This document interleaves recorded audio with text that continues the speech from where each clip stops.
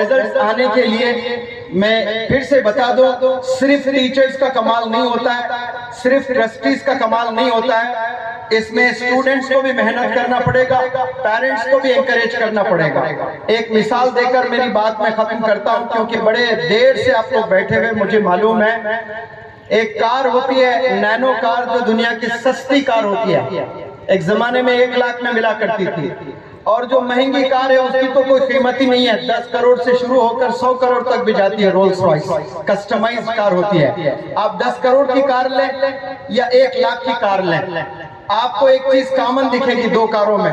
वो क्या है? व्हील्स, जो पहिए होते हैं, 4 व्हील्स होते हैं। तो वो 4 व्हील्स अगर उसमें हवा बराबर है तो वो स्पीड भी बराबर रहेगी और डायरेक्शन भी सही रहेगा।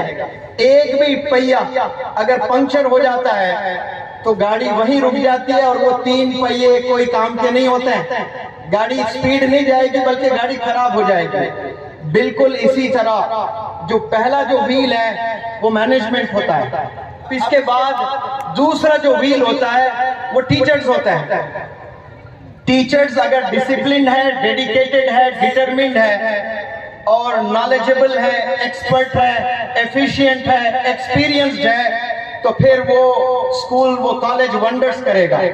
2 व्हील्स तो बड़े मजबूत हैं, एक व्हील ऑफ मैनेजमेंट और एक व्हील ऑफ टीचिंग फैकल्टी, और जो तीसरा व्हील है वो व्हील है पेरेंट्स।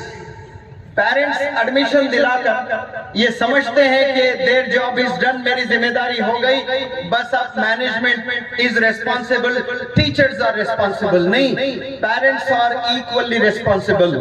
घर आने के बाद नौजवान बच्चे जो मोबाइल में वक्त बिता रहे हैं, मैं पूरे जिम्मेदारी से इस सरजमीन बारपेटा से मैं जिम्मेदारी से कह रहा हूं, कैंसर का इलाज है, लेकिन ये जो मोबाइल एडिक्शन जो बीमारी है ना, कैंसर से भी खतरनाक बीमारी है।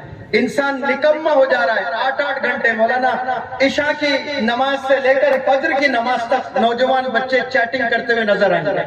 मैं पहले सोचता था कि कुछ बुजुर्ग लोग रात से लेकर फजर तक इबादत करते हैं, तो मैं समझता था कि अरे मौलाना झूठ बोल रहे हैं, कोई इशा से लेकर फजर तक कैसा जिक्र में बैठ सकता है। लेकिन आज नौजवानों को देखता हूं तो यकीन हो गया, जो इश्क मोबाइल से है वो इश्क बुजुर्गान दीन को अल्लाह से था। इसीलिए रात के इशा से लेकर फजर तक अल्लाह से चैटिंग करते थे, हमें यकीन नहीं होता था। लेकिन आज यंगस्टर्स को देखें, रात से लेकर फजर तक अज़ान होती है तो डर कर सो जाते हैं, बस अरे सुबह हो गई है, फिर नमाज को भी नहीं जाते हैं। वो जिंदगी पूरी बर्बाद करते हैं। बच्चा जा रहा है कि नहीं जा रहा है क्या पता, आधे बच्चे बंक भी करते हैं। और कॉलेज से आने के बाद बाकायदा घर में बैठना है, आपको बैठकर देखना है कि बच्चा पढ़ रहा है कि नहीं पढ़ रहा है। फिर 4थे नंबर पर मैं रखता हूं स्टूडेंट्स को। ये तीनों अगर अच्छा काम करते हैं तो नेचुरली बच्चे भी जो है अच्छे रिजल्ट्स ले आने के चांसेस होते हैं।